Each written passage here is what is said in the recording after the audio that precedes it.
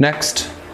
Hi, what can I get you? Hi, I want you one coffee with milk, please, one coffee, and one coffee with no milk, no normal for her. Sorry, I didn't catch that. Cough, one coffee with milk for me, with milk, and for her, no milk, normal. For her, normal coffee, 2 coughs.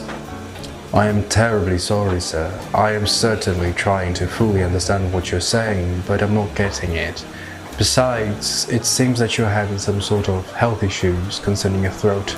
You might go to see the doctor. Amigo, coffee, drink coffee, with milk, with no milk, 2 coughs, cough.